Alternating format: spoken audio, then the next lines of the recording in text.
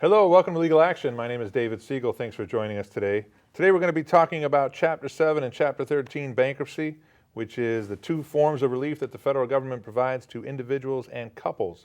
Joining me once again is my co-host, Jesse Barrientes. Jesse, welcome to the show. Thanks, Dave. Nice to be here. Great to have you again. And our special guest, Bernice Burns from Chicago, Illinois. Welcome, Bernice. Thank you. Bernice, we're going to be talking about the different chapters. We're going to come back to you and get some insight because you know people who have filed, you work with people who have filed, and it's important to hear how people have gone through the process and come out and what their life is like after. Okay, But let's start, Jesse, with Chapter 13, which is the less common chapter, but very important in many cases. Talk a little bit about what Chapter 13 is all about. Chapter 13 is a consolidation or a partial repayment. Usually people who have or not otherwise eligible for the Fresh Start for Chapter 7, and those are generally people who are trying to save a home or an auto in default, or even people who don't meet the requirements because they make too much money. A lot of times people will talk about going and hiring one of these companies for consolidation. That's a mistake because Chapter 13 is federal, and so the creditors have to abide by what those rules are. If somebody, for example, in a Chapter 13 is trying to save their house, basically what happens is the amount that they're behind that they owe, it's that amount that goes into the bankruptcy that gets to be repaid. In that Chapter 13, the debtor is required to pay back all of his secured creditors 100% within 36 or 60 months. And his unsecured creditors, as little as 10 cents on the dollar, all the way and up, I've seen, to 100% based upon that duration of time. Okay, so the situation that you're talking about with the mortgage, that would be utilized to save a home that's in foreclosure, stop a sale date. That's correct. And otherwise repay your mortgage over time. But I think it's key to note that you have to make the regular mortgage payment after filing, plus that arrearage portion is the part being paid through the trustee. But it does mandate that the mortgage company accept those payments and you're able to save your home over a 3 to 5 year period, which really is a lifesaver as opposed to losing your home with possible equity. Well, it is, especially if you do have equity. There's a lot of situations where people are upside down, and I mean that affects just hundreds, probably thousands of Americans because of the crisis that we've had. But if you're really that much underwater in your house, and I realize there's nothing like real estate. It's your home. You've grown up there. You need a place to live. However, it's important that you really consider that because if you're underwater by $50,000 or $100,000, you're really not going to recoup that value, and you really want to think then about, hey, just letting the property go. It would sort of be like me giving you exchanging a dollar bill for a $100 bill. If I give you a dollar bill, would you give me a $100 bill? No. Well, I would do it all day long, right, if we could Right. do that, and because it doesn't make any sense. So that's the same kind of thing, but still people continue to do that, and once they've done that, they might be able to, once you file a Chapter 13, you could still file a Chapter 7 if you're eligible and get rid of the property later on down the line. But, again, it's really something that people need to consider. Right. Now, Bernice, you're aware of people who are struggling to stay in their home. They received the foreclosure summons. They might not have gone to court for several months. They're kind of burying their head in the sand. From what you've seen, when is the best time to get some help? I mean, the red flag is ASAP, That's right. It's really nothing to give a second thought about because it's robbing Peter to pay Paul, so to speak. You see that you're not going to get above, so your best option is to go and, talk to an attorney, try to get into a bankruptcy. Yeah, she hit it right on the head. Some people wait too long, Jesse, and then what happens is the arrearage portion builds up, which means their monthly plan payment to cure it goes up as well. Right. So the quicker you can catch the problem, the more likely you are to be able to solve the problem. And also, if you blow the deadline, if it already goes to a sheriff's sale, if it's already been auctioned away, then Chapter 13 is not an option anymore. You have, in fact, lost your home at that point. The only thing you can do is wipe out the debt. You're not going to be in a position to save it. So the Chapter 13 for a home is possible if you get it before a sheriff's sale. Right, and there's and I actually just had a client this past weekend who came in and was, they're up to date on everything, but they're going to lose it. very clear because of everything that's going on, all right?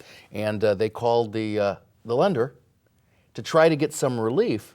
And you know exactly what I'm going to tell both of you because, again, you work do the same thing in that business. And they told him, well, you're not far enough behind.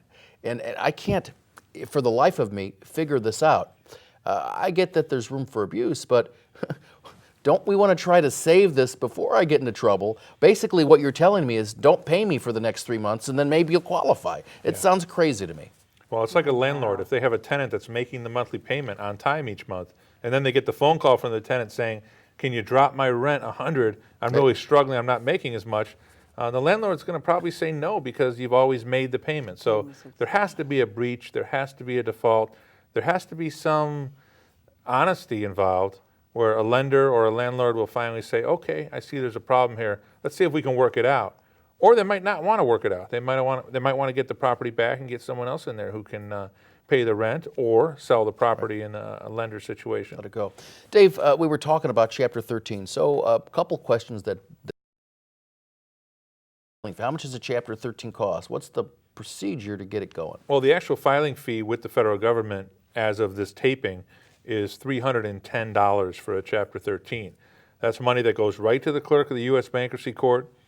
You can get a waiver if you qualify, but I haven't seen it in a Chapter 13. So plan on paying $310 just for a filing fee. And then the attorney's fees can vary. But the typical standard fee in this area is $4,000 total over the life of the case. So you don't pay $4,000 down. The attorney gets paid a little bit per month as you're making your monthly payments to a trustee. And that's capped by the federal law in terms of the amount? It's capped by the local rules Right. here. The judges in the Northern District of Illinois have adopted what they call the Model Retention Agreement, which says how much attorneys can be paid on a flat fee basis. There are attorneys who can charge hourly, and if they can justify it, they can earn more. But I'd say 95% of all the attorneys who practice bankruptcy adopt the Model Retention Agreement as part of their practice because it's just easier and it's a fair fee. What are the kind of things that you need? You help people with this, right, Bernice, in terms of people to get their documents together that they need. For Chapter 13, what do you need in terms of documents? You need tax returns, of course, I would think. Bernice, you can speak to this. The last 4 years of your tax returns, and you would also need 60 days of paycheck stubs. You know, these are things that they have to come in with in order to, if they wanted to get their case filed ASAP. And another thing that they would need is the fee so that they can pay the, not the attorney fees, pay the filing fee, and they're going to also have to take a credit counseling class. That's something that they have to take up front too before their case can be filed. Now that's a precursor, right? The filing or the class. It's a prerequisite for any case filed, 7 or 13, in the country. It's just one of those things that the government says you have to go through. What happens if I take the class the day after you file my case? Then your case is not valid, Right. and it will be dismissed. It's as if you never filed in many jurisdictions because you haven't taken the pre-filing credit counseling. The theory behind the pre-filing credit counseling, as far as the legislature was concerned when they mandated this in October of 2005, the hope was that people would take the credit counseling and then opt to repay their creditors a different way, not utilizing the bankruptcy laws. However, that was just a red Pipe herring. dream. Yep. Because in reality, most of the people, 99% of them, are being referred to credit counseling by their bankruptcy attorney because it's a prerequisite. So it's become a cottage industry. It's been a moneymaker for the credit counseling companies. It's put the debtors through another hoop, making it a little more difficult to file than it was, say, 15, 20 years ago. But it's not stopping anybody from filing. It's just another requirement that has to be added to the list to get the relief. There's also a debt management course after that, correct? Yeah, that's the financial management, the 2-hour financial management. Bernice, you've seen the course. Do you want to talk briefly about what it's about? You have to watch a DVD, and they ask you questions, and you have to answer those questions. And then when you go to your creditors meeting, you can either bring that DVD back with you, and the questions that they answer can come through the email back to the law firm after they've completed watching this. What are some of the topics that are covered in that 2-hour class? Oh, well, I honestly forgot because it's been a while Okay, since well, I've taken The government would not it be happy out. to hear that you forgot, but it's everything from budgeting to purchasing a car to insurance to mortgages to protecting your identity, okay, making sure you Yeah. shred stuff because people can steal your Social Security number out of your garbage can and your other bills. And so it's all about being smart financially. And the theory there, the hope was that by having someone take a 2-hour class, they would never be in financial trouble again. Well, is there any Wow. truth to that? That's what I mean. No. How many people you've seen other people? You mentioned that just on the last show, I think, come back after having filed, After having- and they've taken the same class. Yeah.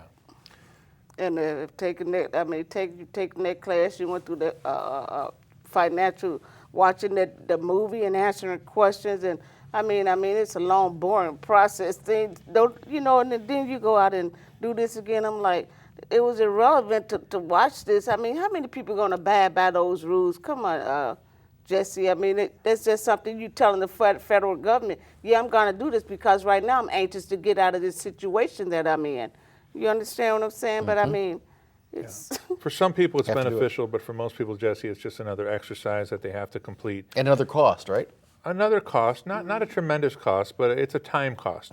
You're, as I recall, you're one of the few attorneys that's an accredited provider of that course. Right. We provide the DVD, and our clients can watch it in the comfort of their home. And some of them actually do, pick up some information. They're grateful for it. But for most people, you're not going to learn in 2 hours anything that's going to necessarily change the way you've been living your life. It takes a long time and a lot of effort to actually learn how to budget and to be careful about your finances. It's not something you learn in 2 hours. To get good at anything, Jesse, you have to do it a lot. I mean, you cook a lot, you're a great cook. You can't bring in someone who never cooked into your home and in 2 hours, make them Julia Child. It's just not going to happen. No, can teach them how to dice onions, maybe. Yeah, they can wash your dishes. That's what they can do for you in 2 Oh, hours. that'd be great. All right, Jesse, let me ask you this. Sure. What percentage is typically paid back into Chapter 13 if someone only has credit card debt? Typically, it's going to be somewhere around 10%, and there's a range. It gets between 10 to 100%, depending upon the money that you have available after your allowable expenses. And I say after your allowable expenses, it's not what you actually spend on it, it's what the federal government has deemed to be allowable. Just for example, the government allowable expenditure for food for one person is $3.50 and then $50 for each additional person. Now, I'm not quite sure how somebody can live on, one person can live on $350. I don't care if you go to Aldi or wherever you go, which is a good place, but $350 just doesn't seem to be a whole lot of money unless you're living on ramen, Right. So You're not eating healthy at that either. You might be eating a lot of fast food. True. For that kind of budget. Right, and so when you go through those expenses that are allowable, and you have for either for your rent or for your mortgage, for association fees, water, garbage, heat and electric, those kinds of things, gas and tolls for your car. Of course, you've got laundry and dry cleaning. You've got prescription medication, your insurance, life insurance, child care or tuition, car payments or lease payment, those type of things that come out, charitable contributions, but only if you've been making the charitable contributions before. Because again, in Chapter 13, they're going to look and they're going to say all of a sudden somebody got religion and now, hey, you've never paid anything before, now you're paying $1,000 a month. Okay, it's not going to happen that way. The trustees are asking for proof of tithing. Right. You have to be able to show that proof. And then, in order to be eligible for Chapter 13, after you go through all those allowable expenses based upon what your income is, and they also include the income of your spouse, whether or not he or she is filing. But you can also include those expenses as well. Now, there's a threshold based upon how many people are in the household as to whether or not they can actually file a Chapter 7, Chapter 13. But when you look at what the expenses are from both people and then their liability, a lot of times one spouse doesn't work in any event. So again, Chapter 13, you have to pay back 100% of your secured creditors. So if you have a car and you owe $20,000, where does that go, Bernice? That goes in the kitty, right? Kitty, yeah. All right. So that's got to be paid back, and then you've got your credit cards. Let's say you've got 50,000 in credit cards. Okay. Well, 10% of 50,000 is 5,000. $5,000, or any sliding increment in between there based upon what the planned payment is. But again, Right. it's 36 or 60 months. Okay, and I asked you about percentage, but in reality, clients want to know how much they're going to have to pay per month. Right. They're really not overly concerned with whether it's 10%, 20%, 80%. It's whether or not that dollar figure that was quoted to them that they're going to be required to pay for the next 3 to 5 years is something they can readily afford.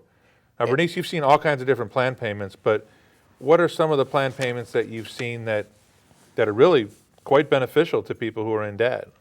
What dollar amounts have you seen as a payment plan? I've seen like $500, which is a month, and that's pretty reasonable, paying back for a period of 3 to 5 years, because that individual get paid like twice a month.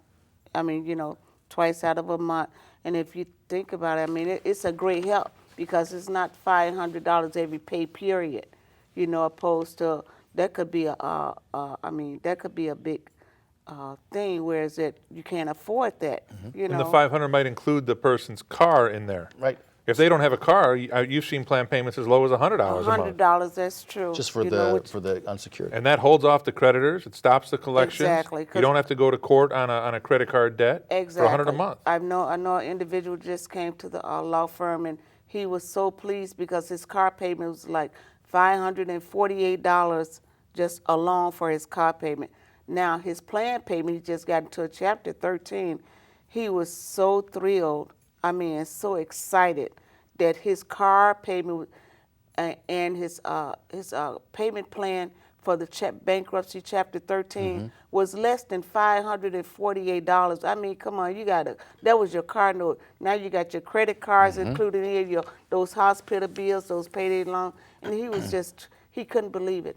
He was sounds like just the so reason- excited, Sounds like the reason why the plan payment was what it was is because the stretch of 5 years was able to reduce the amount he was paying on his car, because his car payment was originally less than a 5-year deal. Sure. And it goes the other way. I've seen people that come in and again, they're at a different income level, and because again, with the Chapter 13, if your car payment is $500, include that, because that gets put in the bankruptcy. So you got an extra $500 or whatever it is. So sometimes their plan payments are going to be somewhere around $1,500. I've even seen a couple thousand, and then people get sometimes again, the other end of this, excited because I could pay my my debt myself, and then I always look at them and say, okay, well, you haven't yet, okay. Right. But also the important thing is there's no interest, there's no penalties, and guess what? By the time you come out of this, you're going to be okay. If it's a 100% plan, meaning that after you come out of it with the 36 or 60 months, that all your creditors are going to be paid back 100%, and that happens sometimes because of just the amount of income that these people have. Okay.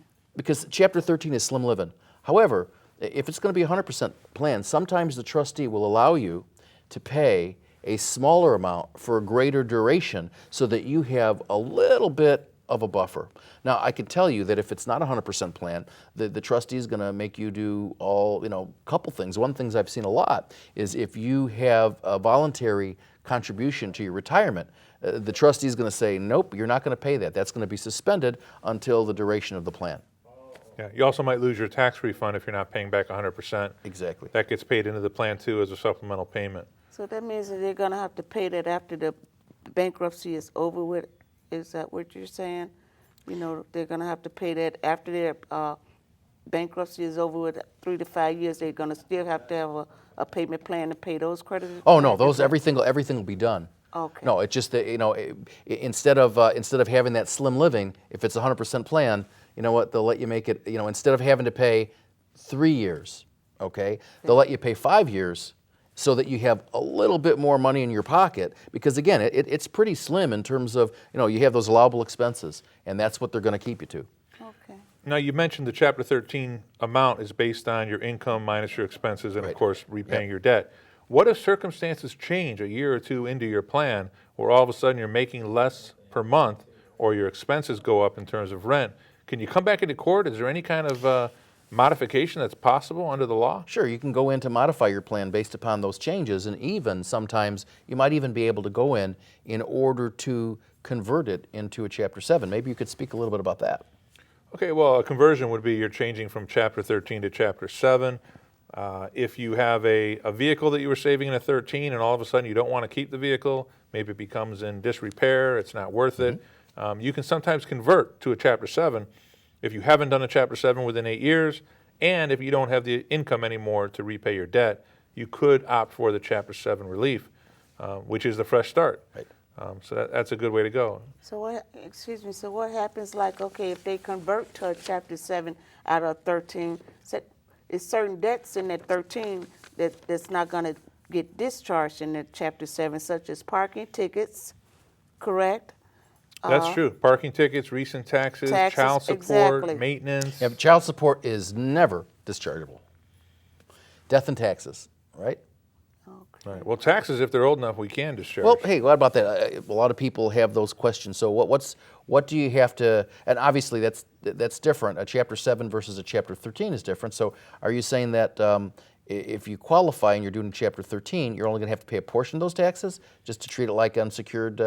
Right. The rule with taxes, it's a little bit complicated, but I'll just give you the basic. If a tax is more than 3 years old and you filed that return either on time or at least 2 years before filing, then the tax debt is typically non-priority or unsecured, which means you can pay it back at less than in full. So you can pay it 10, 20, 30% depending upon your case. If, on the other hand, it's a recent tax within the last 3 years, then that tax is a priority and it must be paid back 100%. So what In a 13. In a 13. So what happens in a 13 if I've got a tax debt that's recent of, $50,000, but there's no way? So what happens? It gets paid back, some of it, until the bankruptcy, the Chapter 13 is done, and then I still owe the balance. Is that how that works? Or I'm not going to be able to do a Chapter 13? You're not going to be able to do a Chapter 13 unless you can pay back 100% of those recent taxes. How about student loans? Do they work the same or different? Student loan's a little different. That's an unsecured debt, meaning it's not a government debt per se, or there's no security attached to it. It's not a tax debt, I should say. In that case, you can pay less than what's owed on the student loan during the course of the bankruptcy. And then once the case is over, you are going to owe the remainder, the portion that wasn't paid through the 13, because it's a non-dischargeable debt. But you were able to treat that a little bit differently than you were that priority tax debt, which is important. Well, student loan is dischargeable under certain incredible circumstances. Right. There has to be a complete undue hardship. That's a situation, in my opinion, where someone does not have the ability to work. They're either disabled, incapacitated, and in those situations, the student loan wouldn't be able to collect any money anyway. So I haven't really seen a discharge Chapter 7 in all my years, so a student loan rather. Plan on paying back your student loan, or at least having it due and owing after your case is over. Well, the statute of limitations for a written contract is 10 years, right? So if there's no action, then? Well, it depends on the student loan. Depends on the student loan. It differs from other types of debts, such as credit card debts and things like that, which do last for 10 years, and if they're not renewed, if the judgment is not renewed, if there's not activity on it, would be eliminated. And if someone tries to collect on it, it's a phantom debt, and they could be sued. But for most people that owe money, the debt is right here. It's right now. They're being called on it. They're being sued. They're being garnished. They're being harassed, and they need to take action now. Otherwise, they're just going to have this vicious cycle of debt, never ending. You don't want to go in circles. You want to be able to find relief, which is what bankruptcy is. It's protection. It's relief. It's there for a reason. And you want to go to an attorney who is experienced in bankruptcy, in not only Chapter 7, but Chapter 13 as well, so they're going to be able to let you know whether or not you're eligible, and if you are, for which chapter. And you want to be able to go to a firm that's going to be able to answer your questions. So if I call you, I don't have to call on a certain day of the week or whatever. When I call you, you're going to answer the phone and let me know kind of what's going on. Oh, absolutely. You want to have your attorneys be accessible. You want to be able to get quick answers to the questions, and you want to be able to feel that you can call and get your questions answered. There's a lot of firms out there where you're never going to talk to the same attorney. They're big outfits. We hear this all the time. I get no calls back. I can't talk to the guy that I met with or the woman that I met with. So you want to make sure that you're doing a good service for people and providing answers and being accessible. And Bernice, you can speak to that. You've gotten calls from people who have done cases with other people, and they've been pretty much disgusted, which is why they're finding another law firm. Because they don't get return phone calls. You know, they call to ask questions, and they was like, you know what? And they could sometimes have put down a down payment to the to the company. It was like, is it any way I can fire them and hire you guys to be my attorney? I want to withdraw from them because they're not treating me right. They got my money now. They won't even return my phone calls. And a lot of times Dave was like, they first have to, I think, fire that firm, and then they come in for a consultation, and we try to work with them from there.